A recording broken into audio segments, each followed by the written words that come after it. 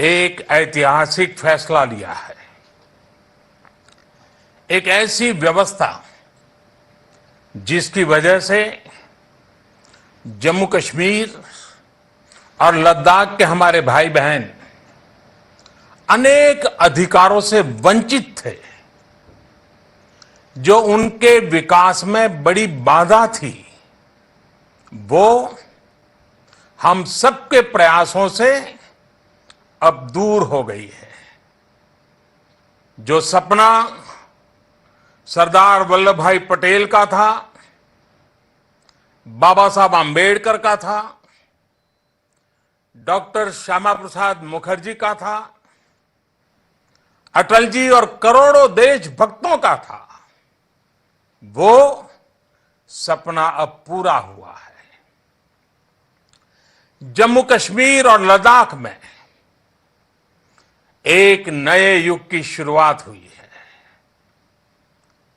अब देश के सभी नागरिकों के हक भी समान है और दायित्व भी समान है।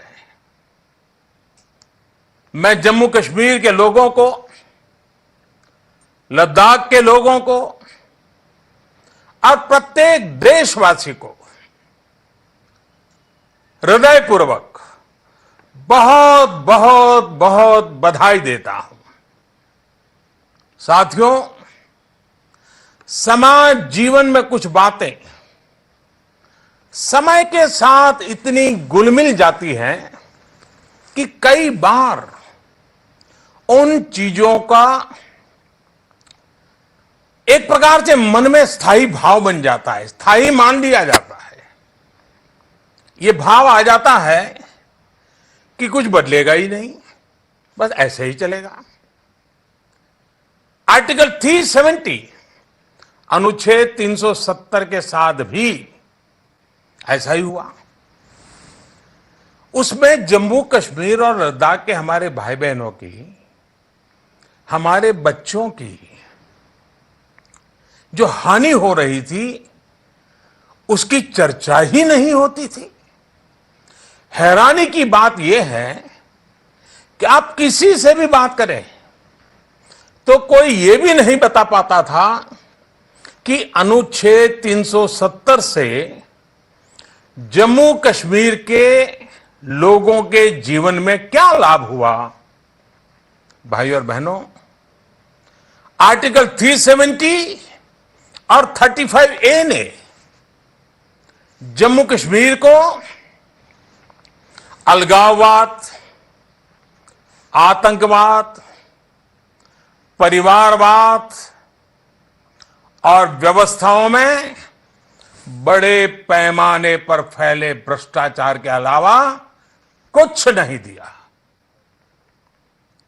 इन दोनों अनुच्छेद का देश के खिलाफ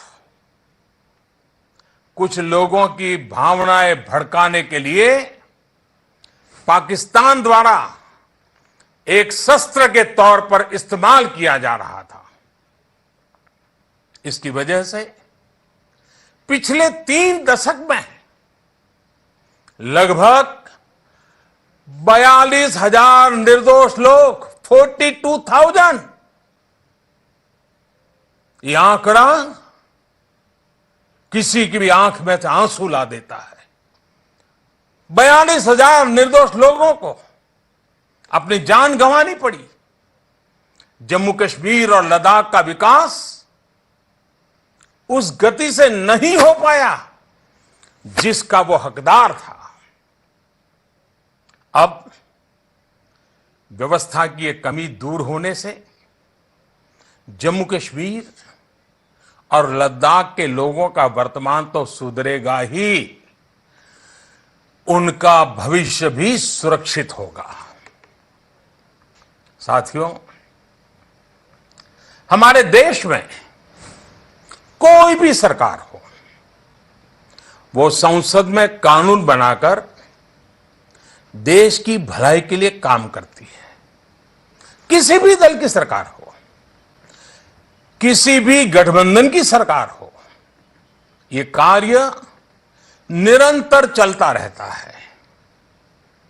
कानून बनाते समय संसद में काफी बहस होती है, संसद के बाहर भी बहुत चर्चा होती है, चिंतन मनन होता है, उसकी आवश्यकता, उसके प्रभाव को लेकर गंभीर पक्ष रखे जाते हैं। इस प्रक्रिया से गुजरकर जो कानून बनता है वो पूरे देश के लोगों का भला करता है। लेकिन कोई कल्पना नहीं कर सकता कि संसद इतनी बड़ी संख्या में कानून बनाए और वो कानून देश के एक हिस्से में लागू ही ना हो। यहां तक कि पहले की जो सरकारें एक कानून बनाकर